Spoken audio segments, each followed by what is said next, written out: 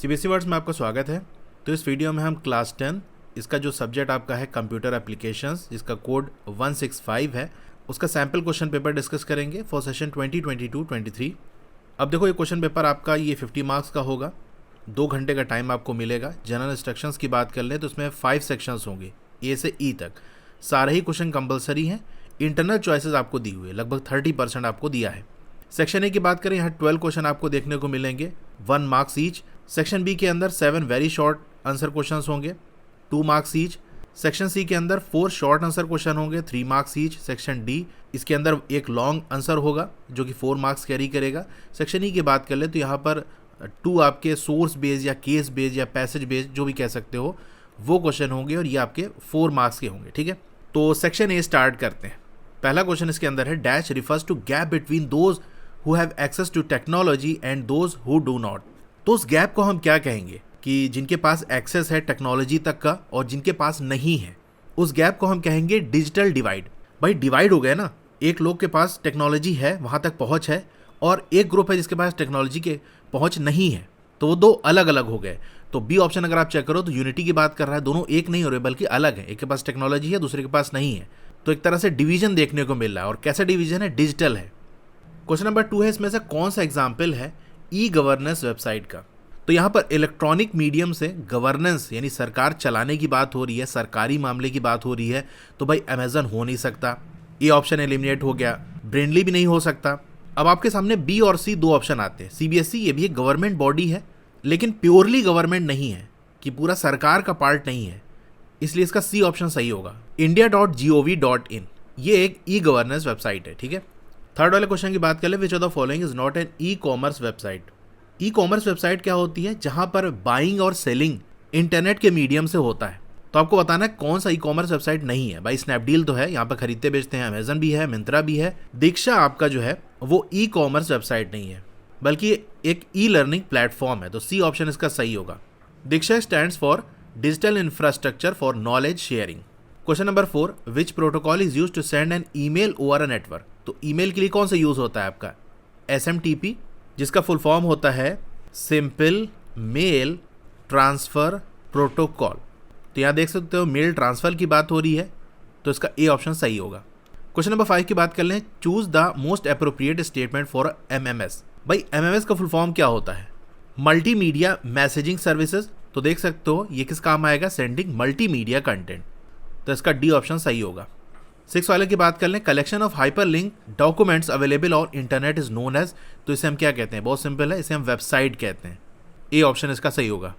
Question number 7 की बात कर लें, HTML tag use to make text italics. Italics बनाने के लिए हम क्या यूज करते हैं? सी ऑप्शन इसका सही होगा, आई टैग का यूज करते हैं।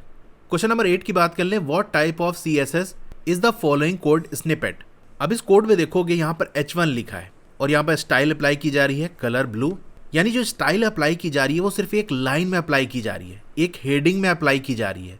तो जब एक सिंगल लाइन में हमें स्टाइल अप्लाई करना होता है तो हम किसका यूज करते हैं? इन लाइन का।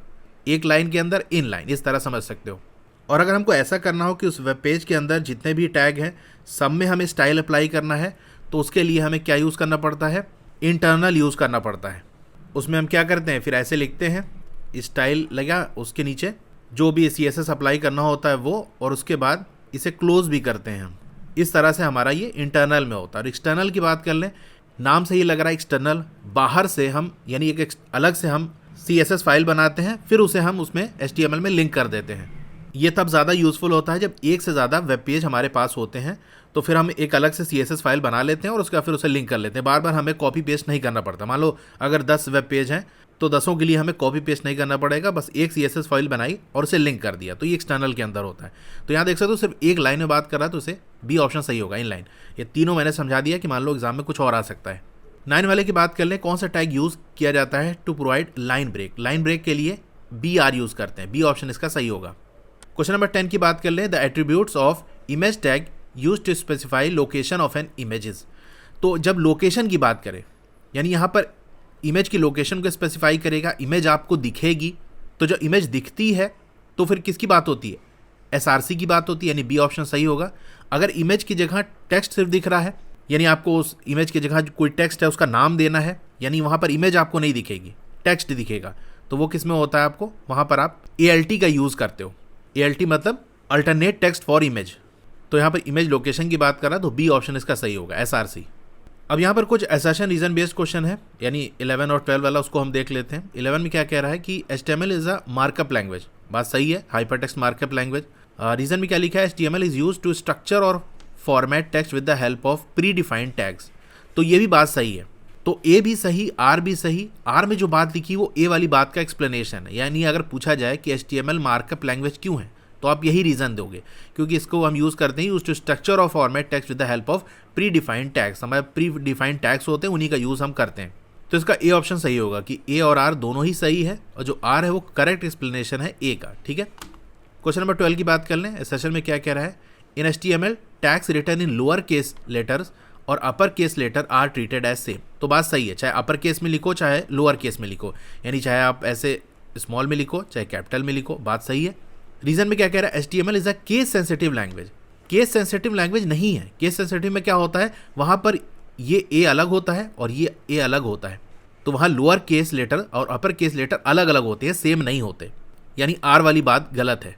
HTML में ऐसा नहीं होता कि वो क्या है, केस इनसेंसिटिव है।